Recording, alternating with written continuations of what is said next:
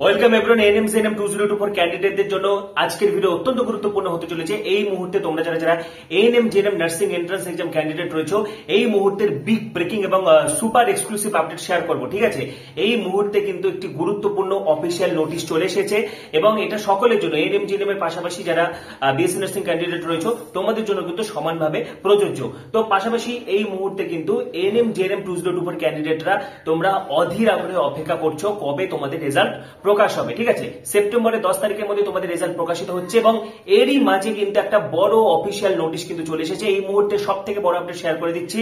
তার আগে বলছি, যারা যারা আমাদের চ্যানেলে নতুন ভিডিও দেখছো এখনই সাবস্ক্রাইব করো। এএনএম জেএনএম 2024 সংক্রান্ত সমস্ত তথ্য, ঠিক আছে, কাউন্সিলিং কিভাবে হবে, রেজিস্ট্রেশন, চয়েস ফিলিং, সমস্ত তথ্য তোমরা এখানে পাবে। সেই জন্য পরবর্তী ভিডিওগুলির জন্য এখনই সাবস্ক্রাইব করো। পাশে যে বেল আইকনটি দেখতে পাচ্ছ সেটি প্রেস করে দাও এবং এই ভিডিওটি প্রচুর শেয়ার করে দাও। ঠিক আছে, এবং ডেসক্রিপশনে দেখো লিংক দেখা যাচ্ছে, সেটি ক্লিক করে যুক্ত হয়ে যাও। ঠিক আছে, তো এই মুহূর্তের যে বড় আপডেট, আইএমসির পক্ষ থেকে কিন্তু নোটিশ দিয়ে জানিয়ে দেওয়া হলো 30শে সেপ্টেম্বর। ঠিক আছে, 30শে সেপ্টেম্বর কিন্তু তোমাদের ভর্তির লাস্ট ডেট রয়েছে। ঠিক আছে, তাহলে কি 30শে সেপ্টেম্বরের পরে কি আর ভর্তি হওয়া যাবে না? এখানে কিন্তু টুইস্ট রয়েছে। ঠিক আছে, এবং এই অফিসিয়াল নোটিশ এবং বিস্তারিত ব্যাখ্যা করব। ইতিমধ্যে কিন্তু জেনপাস ইউজির কাউন্সিলিং প্রসেসও শুরু হয়ে গেছে এবং জেনপাসের কাউন্সিলিং কিন্তু সেপ্টেম্বরের মধ্যেই শেষ হয়ে যাচ্ছে। তো দেখো, প্রথমে আমি তোমাদেরকে নোটিশটা বলে দিচ্ছি। এটা আইএনসির পক্ষ থেকে প্রকাশ করা হয়েছে। দেখো এখানে কি বলা আছে, the last date of admission to nursing programs as mentioned for the academic session 2024-25 will be 30 September 2024। অর্থাৎ 30শে সেপ্টেম্বরের মধ্যে কিন্তু নার্সিং অ্যাডমিশন কমপ্লিট করতে হবে। এটা আইএনসির পক্ষ থেকে। For ANM GNM, post basic BSc nursing, MSc nursing, NPCC, nurse practitioner programs and post basic diploma programs for the academic year 2024-25, commencement of academic session 1 August 2024। অর্থাৎ 2024 এর আগস্ট, 1 আগস্ট থেকে কিন্তু তোমাদের একাডেমিক সেশন শুরু হয়ে যাচ্ছে এবং ভর্তির লাস্ট ডেট হচ্ছে 30শে September 2024। No request for extension shall be consider. এটা হচ্ছে আইএনসির পক্ষ থেকে একটা বেসিক নোটিফিকেশন। তোমাদেরকে জানিয়ে রেখে এটা প্রত্যেক বছরই বলা থাকে যে 30শে সেপ্টেম্বর পর্যন্ত ভর্তির লাস্ট ডেট। ঠিক আছে, কিন্তু পরবর্তীতে এটা কিন্তু আরো বেড়ে যায়। ঠিক আছে, পশ্চিমবঙ্গ সরকারের পক্ষ থেকেও কিন্তু বাড়িয়ে দেওয়া হয়। যেমন ধরো বিএসসি নার্সিং এর ক্ষেত্রে বলো, এএনএম জিএনএম এর ক্ষেত্রে বলো, এএনএম জিএনএম এর কাউন্সিলিং কিন্তু সেপ্টেম্বরের মাঝামাঝি সময় থেকে, মানে তোমাদের সেপ্টেম্বরের 10 থেকে 15 তারিখের মধ্যে তোমরা রেজাল্ট পেয়ে যাচ্ছ 10 তারিখের আশেপাশে, এবং অক্টোবর জুড়ে কিন্তু তোমাদের এএনএম জিএনএম এর কাউন্সিলিং চলবে। সুতরাং এই নোটিশ নিয়ে তোমাদের অযথা মাথা ঘামানোর কোনো দরকার নেই। 30শে সেপ্টেম্বর লাস্ট ডেট বলা থাকলেও পশ্চিমবঙ্গ সরকারের কাছে সেই পাওয়ার আছে, তারা কিন্তু ভর্তি নিবে। ঠিক আছে, একদম কিন্তু অক্টোবরের লাস্টের দিকে বা নভেম্বরের ফার্স্ট উইকেও কিন্তু এএনএম জিএনএম এর স্পট কাউন্সিলিং হয়। সুতরাং তোমাদের ঘাবড়ানোর কিছু নেই এবং আইএনসির পক্ষ থেকে যে নোটিশ জারি করে দেওয়া হয়েছে 30শে সেপ্টেম্বর ভর্তি লাস্ট ডেট। এবং তোমাদের দেখো কাউন্সিলিং, এএনএম জিএনএম এর যে কাউন্সিলিং, তো ইতিমধ্যে তোমাদের ফাইনাল আনসার কি সেপ্টেম্বরের মাসে বেরিয়ে যাচ্ছে, সেপ্টেম্বরের 10 তারিখের মধ্যে। ঠিক আছে, 10 তারিখের আশেপাশেই হবে এবং তারপরে কিন্তু তোমাদের রেজাল্ট বেরোবে। তোমরা র্যাঙ্ক কার্ড ডাউনলোড করতে পারবে। তার কিছুদিন পরে কাউন্সিলিং শুরু হয়ে যাবে। অক্টোবর মাস জুড়ে কিন্তু তোমাদের কাউন্সিলিং প্রসেসটা চলবে। ঠিক আছে, এবং ইতিমধ্যে জেনপাস অর্থাৎ বিএসসি নার্সিং এর কাউন্সিলিং কিন্তু শুরু হয়ে গেছে। সেপ্টেম্বরের মধ্যে কাউন্সিলিংটা শেষ হয়ে যাচ্ছে। তো সব মিলিয়ে কিন্তু তোমাদের স্পট কাউন্সিলিং বলো বা ক্লাস শুরু হতে হতে কিন্তু নভেম্বরের ফার্স্ট উইক থেকে কিন্তু তোমাদের ক্লাস শুরু হবে। পাশাপাশি তোমাদের থেকে নানা রকম কোয়ারিজ আসছে। ঠিক আছে, যে আইএনসির যে রিসেন্ট যে লিস্টটা বেরিয়েছে সেখানে 2023 এর বেশ কিছু গভর্নমেন্ট কলেজ নেই। ঠিক আছে, যেমন এএনএম এর ধরো কালিয়াগঞ্জ কলেজটা নেই। তাহলে কি সেই কলেজগুলো 2024 এর সিট ম্যাট্রিক্সে থাকবে না?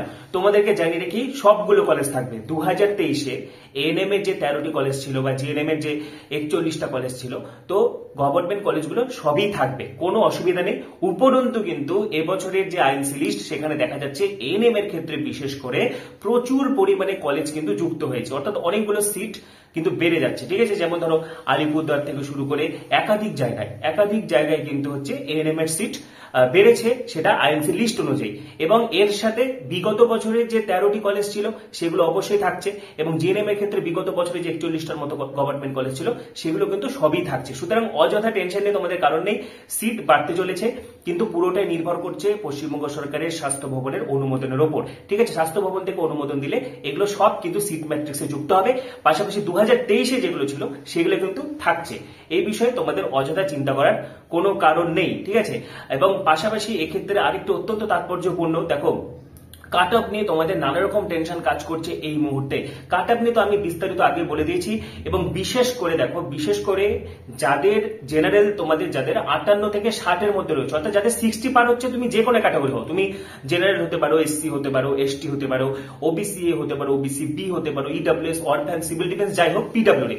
তো যাদেরই 60 পার হচ্ছে, তোমরা সিকিউর থাকো, তোমাদের কিন্তু একটা গভর্নমেন্ট কলেজ হয়ে যাবে। এবারে বিশেষ কিছু ক্যাটাগরি রয়েছে, যেমন ধরো ইডব্লিউএস এর কাট অফ কিন্তু অনেক দূর পর্যন্ত যায়, এসসি দের থেকেও বেশি কিন্তু কাট অফ ইডব্লিউএস এর ক্ষেত্রে নামে, ঠিক আছে।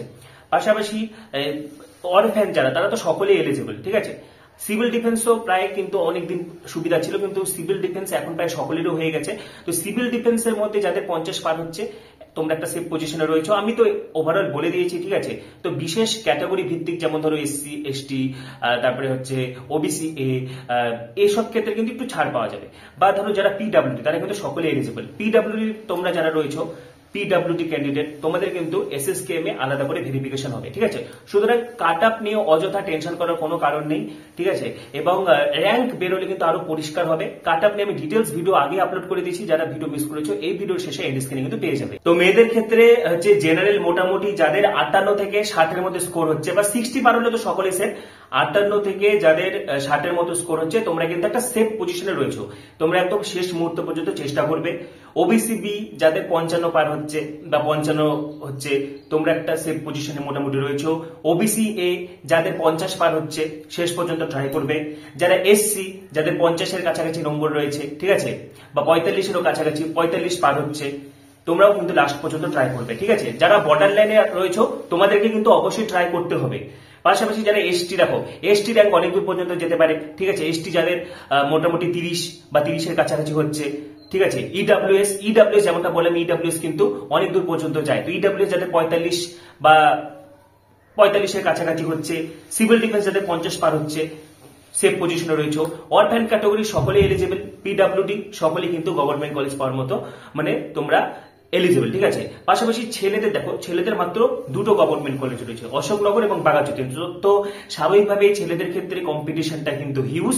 ছেলেদের ক্ষেত্রে যদি জেনারেল হয়ে থাকো, যদি 80 অ্যাভাব থাকে, তাহলে কিন্তু একটা মোটামুটি সেফ পজিশনে রয়েছে, ঠিক আছে। তো কাট আপ নিয়ে অযথা চিন্তা করার কোনো দরকার নেই। র্যাঙ্ক কার্ড যখন প্রকাশ হবে, র্যাঙ্ক বেরোলে কিন্তু চিত্রটা আরো পরিষ্কার হয়ে যাবে, ঠিক আছে। তো এই মুহূর্তে যে বড় আপডেট শেয়ার করে দিলাম, যে আইএনসি নোটিশে কিন্তু বলা হচ্ছে 30 সেপ্টেম্বরের মধ্যে সমস্ত নার্সিং কোর্স ভর্তির অ্যাডমিশন কমপ্লিট করতে হবে। কিন্তু এটা কিন্তু এক্সটেন্ডেড, এটা পশ্চিমবঙ্গ সরকার কিন্তু তোমাদের যে কাউন্সিলিং সেটা অক্টোবর মাসে হবে, ঠিক আছে। এবং নভেম্বরের দিকেও বা অক্টোবরের শেষের দিকে স্পট কাউন্সিলিং হবে। সুতরাং অযথা চিন্তা করবে না, ঠিক আছে। তোমাদের আরো কিছু জানার থাকলে কমেন্টে অবশ্যই জানাবে। পরবর্তী ভিডিওগুলির জন্য এখনই সাবস্ক্রাইব করো, কারণ সাবস্ক্রাইব করলে সাথে সাথে নোটিফিকেশন পাওয়ার জন্য পাশে যে বেল আইকনটি দেখতে পাচ্ছ সেটি প্রেস করে দাও। ডেসক্রিপশনে লিংক দেওয়া রয়েছে, সেটি ক্লিক করে যুক্ত হয়ে যাও। তোমাদের আরো কিছু জানার থাকলে কমেন্টে অবশ্যই জানাবে। পরবর্তী ভিডিওগুলির জন্য এখনই সাবস্ক্রাইব করো, পাশে থাকা বেল আইকনটা অবশ্যই প্রেস করো এবং ভিডিওটি প্রচুর শেয়ার করে দাও। সবাইকে অসংখ্য ধন্যবাদ।